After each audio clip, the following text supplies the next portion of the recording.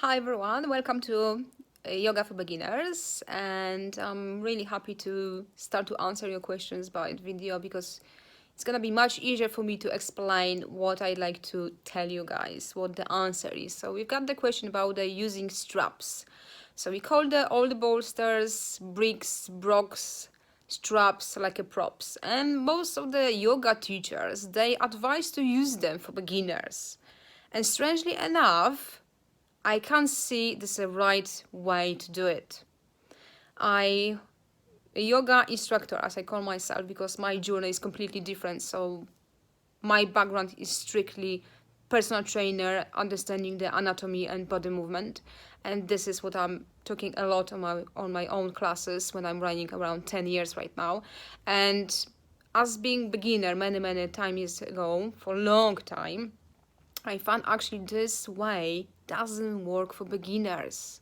Why? Because when you use the props like bricks or straps, you actually not using muscles for 100%, which means you're not building the strength in your body because you're holding something.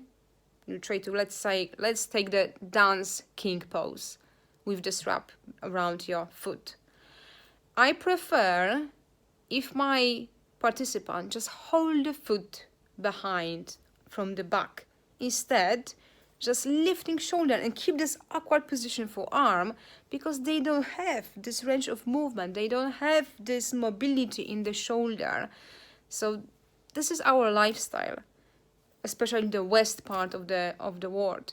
We don't have the flexibility as people usually living in India, and that's all the difference. So from my own practice and my advice on this page is gonna be, don't use any props if you are beginner.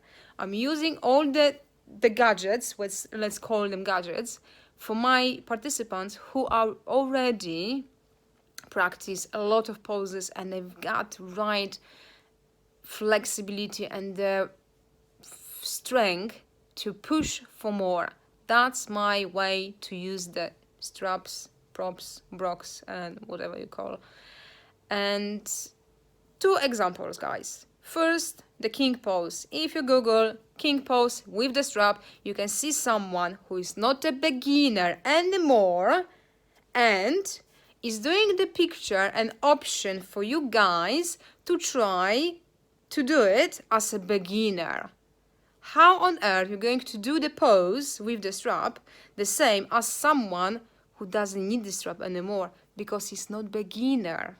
Okay, so that's the difference. So you need to understand there's lots of misunderstanding on the internet saying, yeah, this is the video for beginner. I watched this video and I don't to laugh or cry because it's not even close for someone who struggled with the lower back pain, really tight hamstrings or really tight hips or the hip impingement or injury in the shoulder. For beginner, for me, is someone who never ever done yoga before, which means doesn't have flexibility in their body that much.